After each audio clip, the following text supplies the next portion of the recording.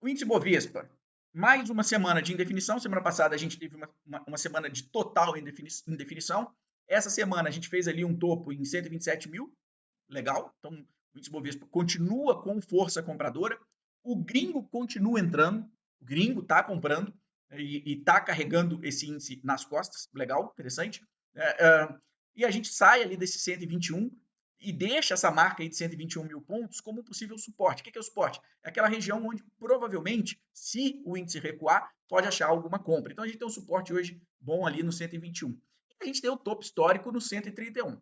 O índice continua com cara de topo histórico, de testar o 131, mas pela segunda semana consecutiva já está, de certa forma, enfraquecendo, já está achando uma dificuldade de prosseguir. Ah, significa que vai cair? Não, não significa que vai cair.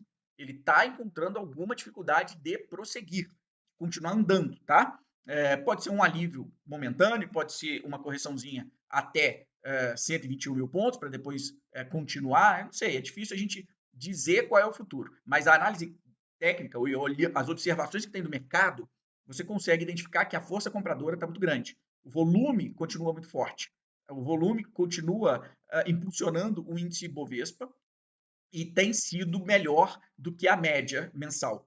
O volume das últimas semanas tem sido bom em comparação com a média mensal.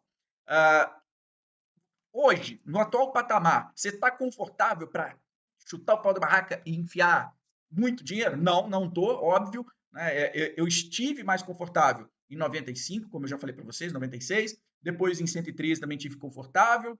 Né? E agora, qualquer compra é pontual, é ajuste de posição, é uma sobra maior que caiu na tua conta e você quer alocar melhor isso daí em algumas ações.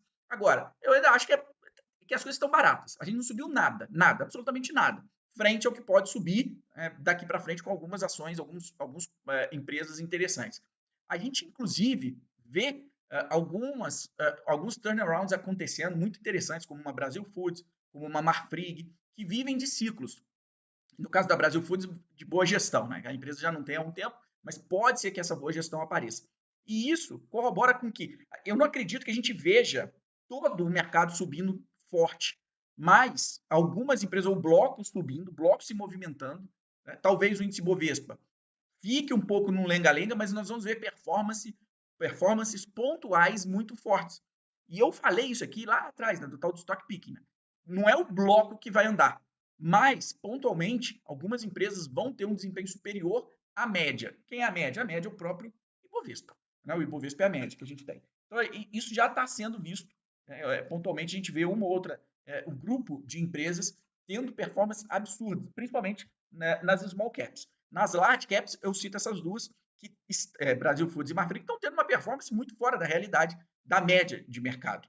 Por quê? Porque elas estão destravando valor. Elas ficaram muito baratas, com a melhora do mercado, com a melhora da própria empresa e com o ciclo que elas vivem, elas começam a destravar valor e começam a acelerar, começam a andar mais rápido. Tá? Então, o investidor tem que ficar atento a essas coisas, principalmente para aqueles que gostam de realocar, que gostam de trabalhar a posição, gostam de movimentar um pouco a carteira atrás desse alfa a mais. Esse é o segredo? Eu te diria que não. Se você estivesse tentando bater mercados ou um benchmark no curto prazo, talvez seja. Mas o mais tranquilo para o investidor nada contra Brasil Foods ou Marfrig, mas analisei Brasil Foods e Marfrig. Gostei do negócio. Então eu vou montar uma posição relevante na minha carteira. Porque não adianta ter 3% de Marfrig, não, eu tenho Marfrig, mas você tem 3%. Marfrig pode triplicar que não vai fazer diferença nenhuma na sua carteira. É diferente de você ter 13, 15% de Marfrig. Mas para chegar nesse ponto, né, você precisa se debruçar e estudar mais e analisar mais a empresa. E ela não vai chegar, ela não vai subir toda de uma única vez. Ela vai lentamente subindo, lentamente entregando o resultado que você espera, tá? Bom, então assim, do índice Bovespa, da semana passada para cá, não tem movimentação relevante. Tanto que a alta entre uma semana e outra é pequena. Semana passada nós fechamos, deixa eu só ver aqui, ó, a 125.500 e agora a gente está em 126.100. Um dia de pregão pode mudar completamente isso. Então não teve uma movimentação relevante.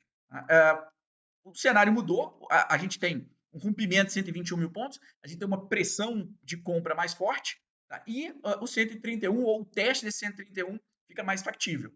O tal rally de Natal parece que está aí. Parece que ele vai continuar no mercado.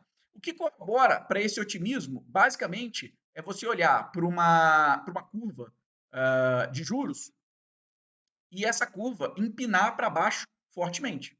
Quando você pega uma curva de juros, eu não falo da Selic, pessoal, importante. Quando você pega uma curva de juros, essas curvas elas empinaram fortemente para baixo, muito forte para baixo.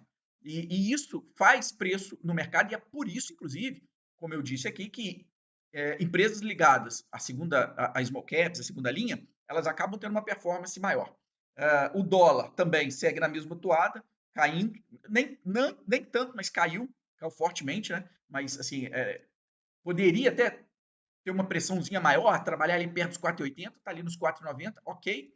Né? E olhando o fechamento tanto do dólar quanto do DI, eu poderia dizer que se desenha alguma correção, talvez para o pregão de amanhã ou no final da semana. Pode ser que se desenhe alguma correção e isso abra uma janela talvez de algum aporte, né, de alguma entrada.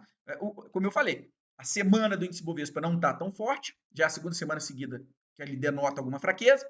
Nós já tivemos um fechamento de curto prazo dessas curvas de risco do Brasil e também do dólar, e agora a gente espera o quê? Um movimento inverso, ou seja, uma pequena correção contrária ao que a gente está vendo. É movimento natural de mercado. Não é nada assustador, reversão de tendência, vamos para 90 mil pontos. Não é isso. É que a gente sobe a uma, duas, três, quatro, cinco, sexta semana seguida de alta do índice Bovespa. Logo, é de se esperar uma correção. É por isso que o feeling, quem tem mais tempo de mercado, né, chega depois de tantas semanas de alta, você fala assim, não vou alocar agora, não vou pôr dinheiro agora. Espera um pouquinho, né, vai abrir uma janela, fato. E essa janela pode ser que comece a abrir já a partir de amanhã. Vamos acompanhar o restante da semana. Sobre o índice Bovespa é isso, sem grandes novidades. Vamos abrir aqui para perguntas.